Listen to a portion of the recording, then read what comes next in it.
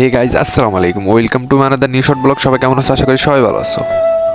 তো গাইজ, আজকে সকালে দেখি অনেক রোদ উঠছিল, তো তাই আমি আপনারা জানেন আমার একটা খামার আছে, তো ওখানে বুসির আগে তো ওখান থেকে তাই বুসি রোদ দিছিলাম আমার ছাদের এসে। তো বুসি থেকে হঠাৎ করে দেখি যে মানে বৃষ্টি চলে আসছে, তো বৃষ্টির কারণে বুসি অনেকগুলোই ভিজে গেছিলো।